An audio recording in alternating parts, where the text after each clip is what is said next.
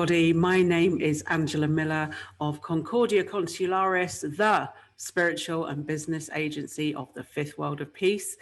I'm talking to you today and telling you all about one of my wonderful projects that my heart goes into.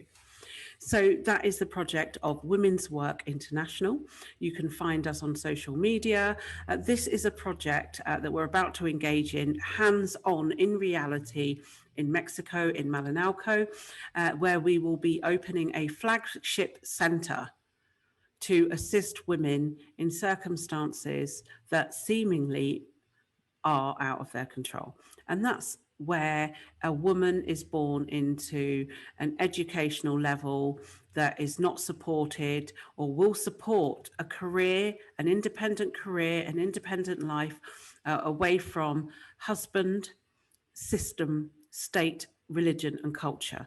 This is a project designed to engage with women at a very different level through the education and retaining of skills that a woman in an indigenous culture will need to move forward into this new era. And what is being asked of us is that we create this program which addresses the inner personal levels of healing within family lineages, but also for the individual. Now, that's just one aspect. And we do this using a blend of ancient wisdom and technology, future technology that isn't quite available yet, but also we have intermediate technology that supports with this process. We are looking forward to bring that level and quality to a local community down in Mexico. Absolutely fascinating. Can't wait. We're going to be telling you all about it as time goes on. We do have a podcast that is available on, I think it's Women's Work International podcast. You can catch more of it there. You can find it on Facebook. That we've been broadcasting certain things that will get people to realize where we have been as women. And it's a particular subject that is close to my heart. How do women and girls engage in a way in this global marketplace, the digital revolution, the technology revolution of the future, when they are being left behind, often engaged into a marriage scenario pretty early on in life and are pretty much there to breed resources for whichever state. Now, this is about personal empowerment to the nth degree. It's not about disregarding culture. It's about enabling or helping to support individuals make better choices in their existences. And those changes help the future generations to make it through these times. Now, with women's work, we engage with the global narrative.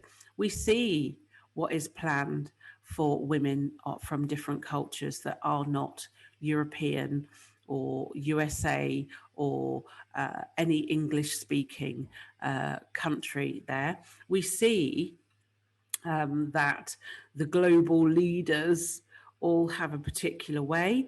I'm also going to make a reference here to China, who also have a particular way, which is all about keeping things with a level of, I'm going to use this word, this phrase that was coined, I think, from a writer, researcher called Michael Sarian, and he called it Islamo-communism.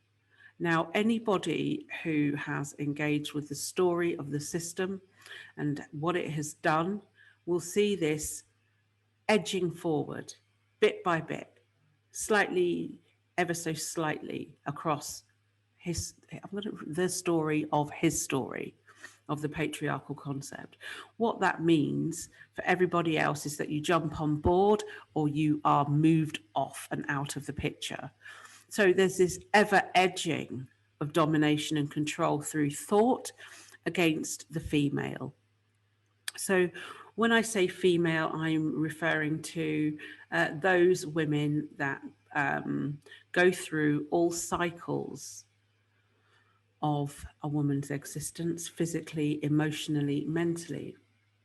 What that means is we're looking and working with individuals who may not get a full education.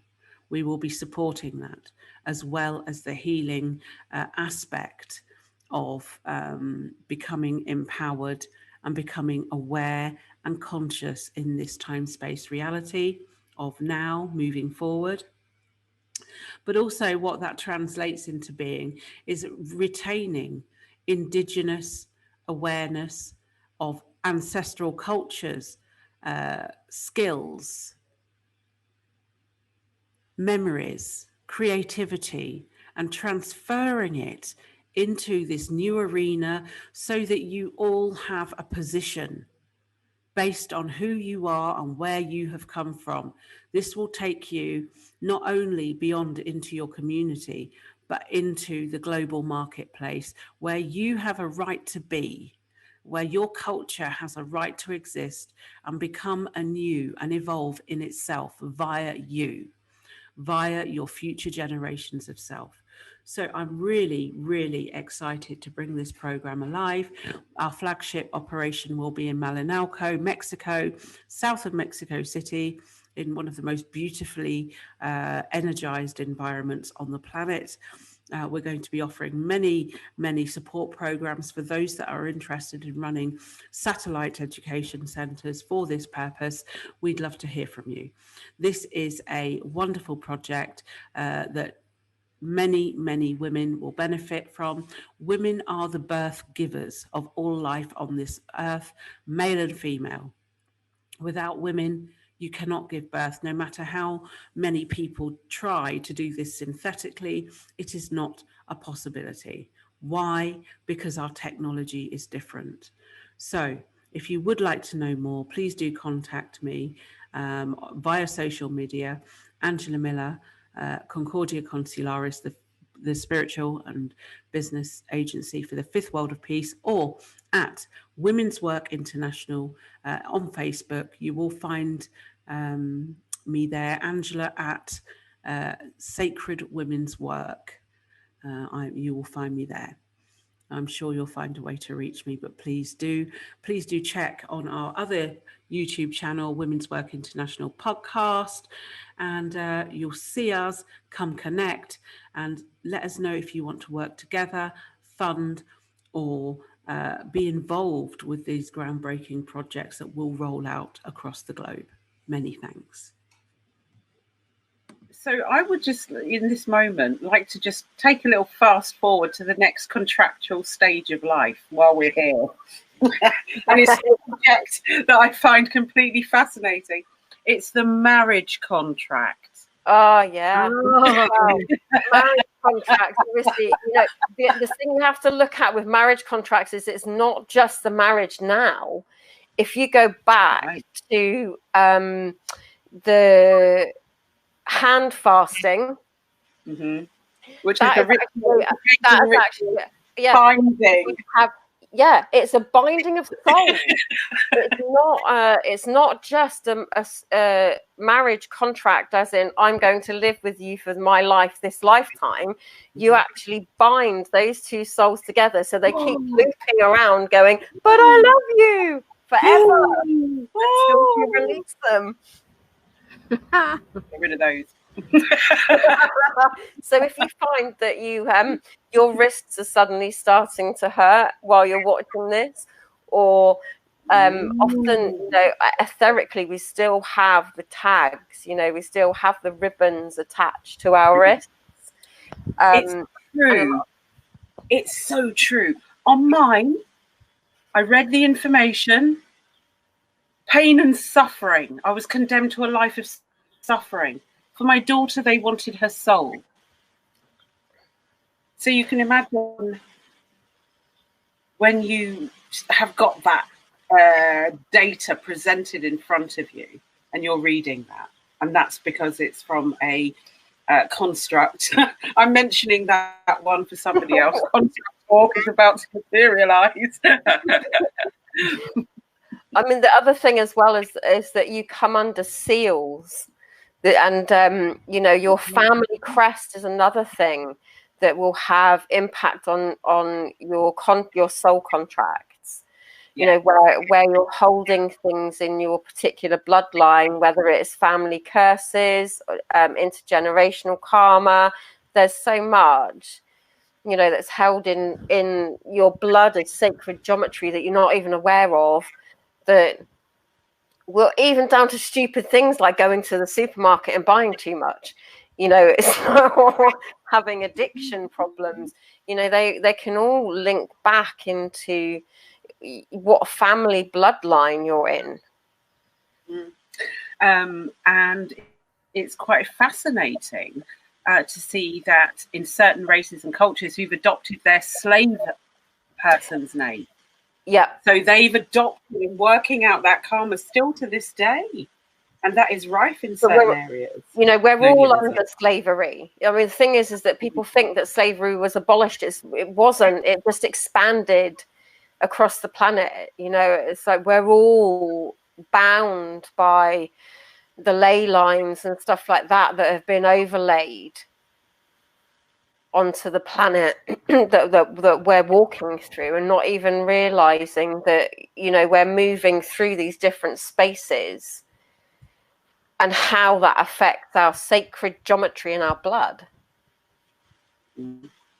Yes, it's true. And then combine that with some sort of trigger. Exactly. Then, you know, something's going to happen. So, Rocio, in Mexico, what is the divorce rate like? Are you aware of it? What the divorce statistics are?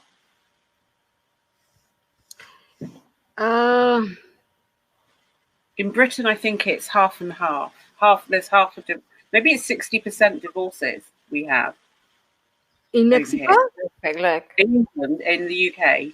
Oh, okay. I don't have. Yeah, in Mexico, I don't have too much idea how many divorces, but it's still like in the way that anthropologists, I can tell you that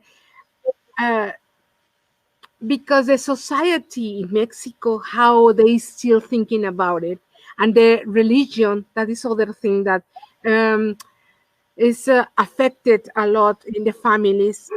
They exist sometimes, or mostly of the women, they don't want to divorce because what is the family think about it? What is the religion is gonna say about it that she's divorced? Yeah. So in Mexico, still affect a lot these kind of groups of the society, of religion in the family, you know, and the woman decide to be suffering, yeah, because they don't accept sometimes, especially in little towns, because the religion, because the society, because the family, they don't want to accept a divorce. What is going to happen after that, right? This is one. The second thing that affects the divorce in Mexico is that there are a lot of women, especially in the little towns, that the kids